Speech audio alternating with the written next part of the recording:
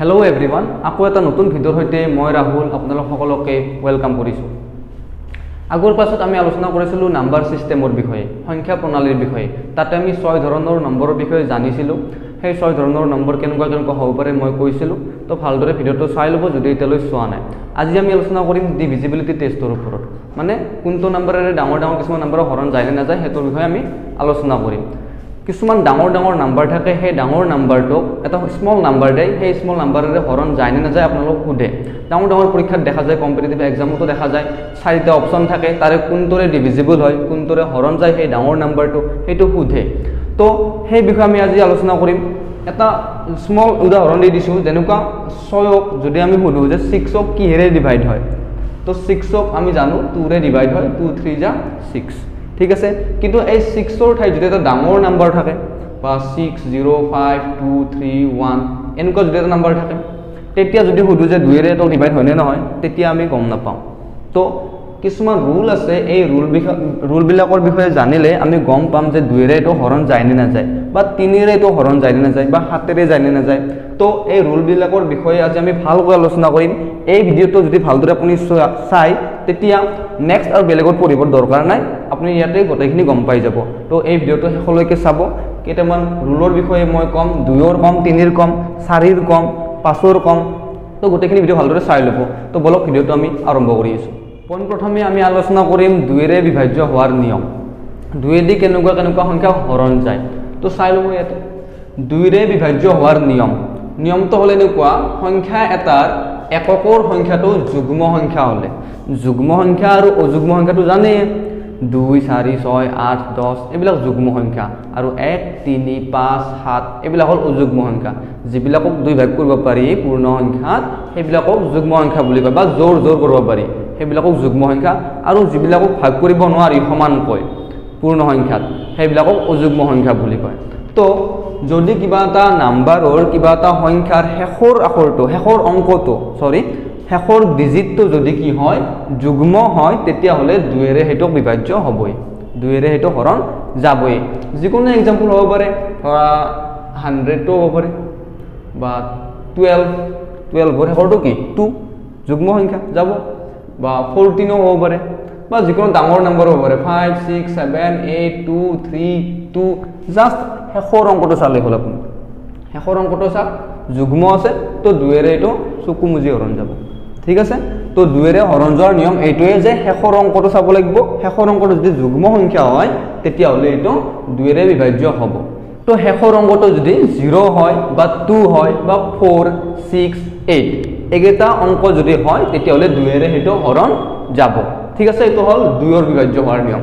Next আহিল 3ৰে বিভাজ্য হোৱাৰ নিয়ম। 3ৰে কেতিয়া হৰণ যায়? সংখ্যাটোৰ অংককেইটাৰ যোগফল 3ৰে বিভাজ্য হ'লে।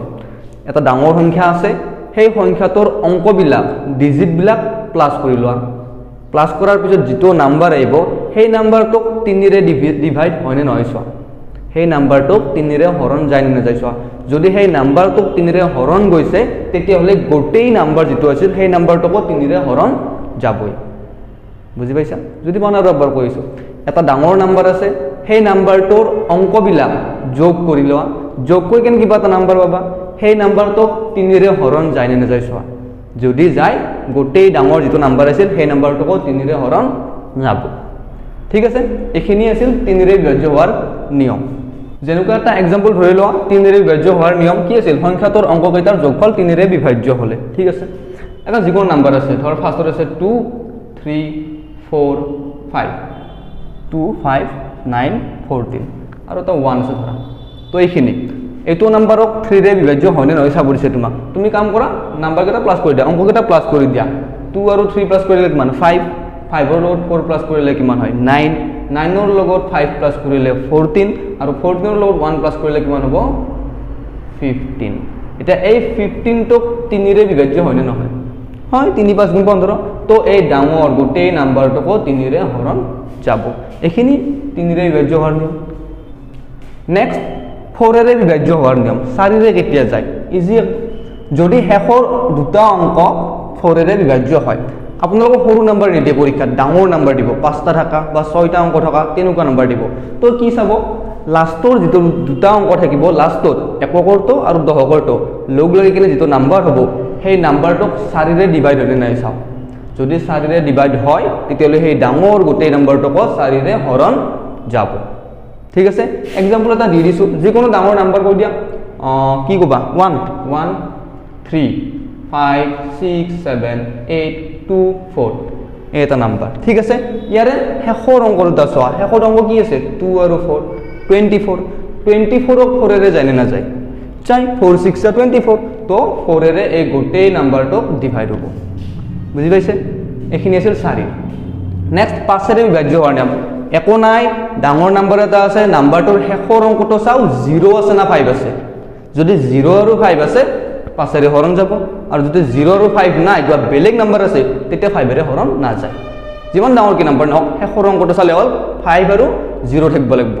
যদি 5 নাই বা 0 নাই তেতিয়ালে নহব ঠিক আছে 6 ৰে বিভাজ্য হোৱাৰ নিয়ম কেনেকুৱা যদি সংখ্যাটো 2 আৰু 3 ৰে বিভাজ্য হয় এটা ডাঙৰ সংখ্যা আছে সংখ্যাটো যদি 2 ৰে বিভাজ্য হয় 2 ৰে বিভাজ্য হ'ব কেতিয়া শেষৰ যুগ্ম সংখ্যা থাকিব লাগিব যদি 2 ৰে বিভাজ্য হয় বা আৰু 3 ৰেও বিভাজ্য হ'ব লাগিব নাম্বাৰটো 3 ৰে বিভাজ্য কেতিয়া হ'ব নাম্বাৰটোৰ অংকবিলাক প্লাস কৰি কেনে 3 ৰে হৰণ যায় নিলে চোৱা তো যদি এটা নাম্বাৰক 2 ৰেও হৰণ যায় আৰু 3 ৰেও হৰণ যায় তেতিয়া হলে নাম্বাৰটোক 6 ৰে হৰণ যাব 6 ৰ ডিভিজিবিলিটি ৰুল এটোৱে কাৰণ 6 ত 2 আৰু 3 থাকে কি হয় 6 কি হয় 2 * 3 নহয় তো 2 ৰেও হৰণ যাব লাগিব নাম্বাৰটো আৰু 3 ৰেও হৰণ যাব লাগিব যদি 2 ৰেও যায় বা 3 ৰেও যায় 6 ৰেও যাব যেনেকুৱা এটা एग्जांपल 18 2 ৰে যায় 2 নং গুণ 18 3 ৰেও যায় 3 6 গুণ 18 তো 6 ৰেও যাব 6 3 গুণ 18 আজিৰ এই ভিডিওটোত আমি পাঁচটা নিয়ম আলোচনা কৰিলো আশা কৰো সকলোৱে বুজি পাইছে আপোনালোকে এইটো টপিকৰ ওপৰত বেলেগও তাৰ পঢ়াৰ দৰকাৰ নাই মই ভাবো আৰু নেক্সট আমাৰ পাৰ্ট 2 ভিডিও আহিব সেই পাৰ্ট 2 ভিডিওটোত আৰু কেইটামান আছে হেগেটাৰ ডিভিজিবিলিটি ৰুল মই আলোচনা কৰিম ভালকৈ তো এনেকুৱা ভিডিও পাবৰ কাৰণে শেয়াৰ কৰি দিয়ক ভিডিওটো যিমান পাৰে শেয়াৰ কৰি দিয়ক যাতে সকলোৱে গম পায় আমি ৰখিম বুলি আহা নাই আপোনালোকক ৰখিব নালাগিব পৰীক্ষা যেনেকৈ নহওক আমি ভাল কৰিবই লাগিব তো নেক্সট আকৌ ভিডিও আহিব তেতিয়ালৈকে বাই বাই ভালে থাকক কুশলে থাকক